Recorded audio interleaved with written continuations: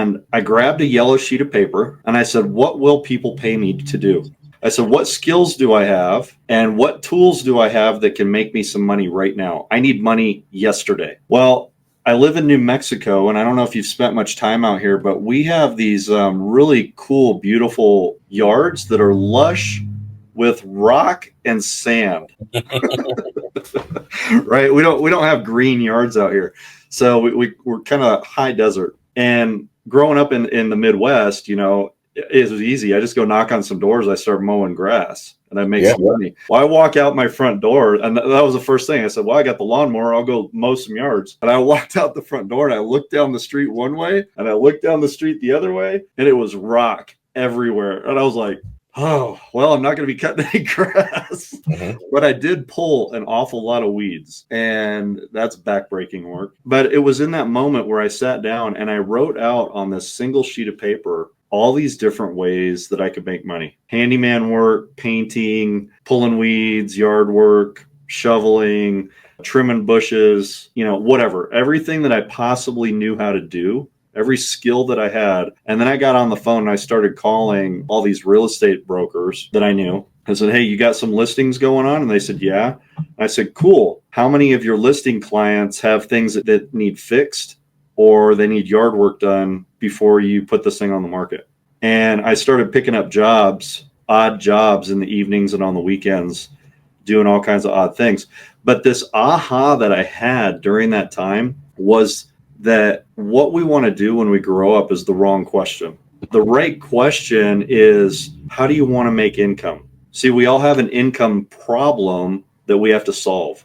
And I think that's what happens when a lot of us go to college. We're not going to college to become anything. Most people choose their career field based on how much money they can make, not based on what they're passionate about. So that's why we have so many doctors and lawyers who are burnt out and hate their professions because they got into it for the wrong reasons. They don't love the law. They don't love medicine. They don't love the bureaucracy of dealing with Medicaid or insurance companies or anything like that. They just wanted to make some money. So the real question is, what do I want to do in my life to make money? How am I going to make the income that I need to survive? That was this big defining shift because it's not always going to be like this.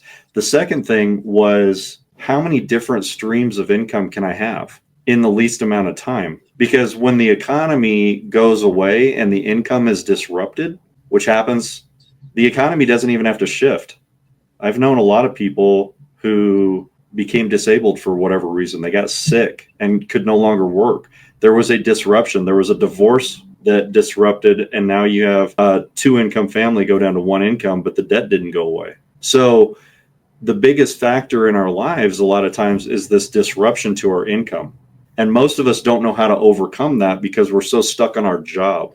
It's the only way to make money.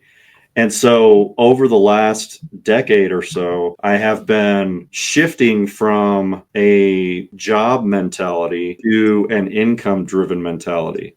And so I think I have like 11 different streams of income. Some of them are really small and some of them are bigger. Some of them are active income and some of them are passive income. Some of them are residual and some of them are transactional, but they're all these different forms of income that kind of feed.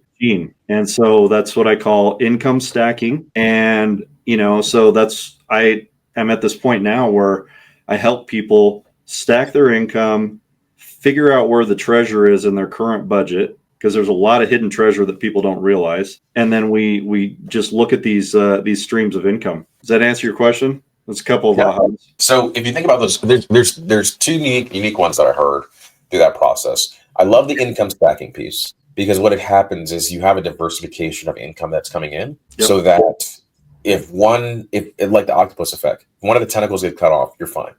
You have 7 other that you're relying on. In your case, there's 10 other ones you can rely on. And I think that asking yourself those defining questions around like being a human being rather than a human doing. Yeah, right.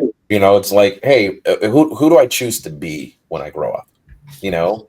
And so I love the perseverance you went through of going through. And I was thinking of that analogy because all of those of us that can persevere through anything that happens and has resilience in life, we've all had moments where it's like, oh shit, hey, I'm running out a month there's way more month left than I have money left.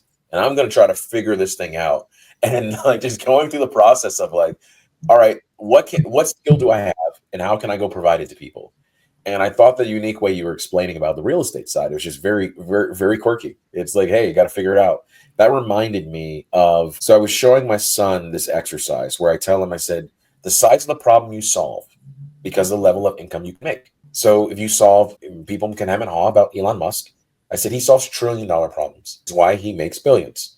Right. If you solve $1 billion problems, you can make hundreds of millions, you know, Right. 100 million. It's just like a very varied equation. Because Bezos said it himself. He said, hey, I only own 13% of Amazon. I have made people almost 7 times the amount that I've ever made and will ever make in my life because of what we've done, the valuation of Amazon being $1 trillion company. Yep.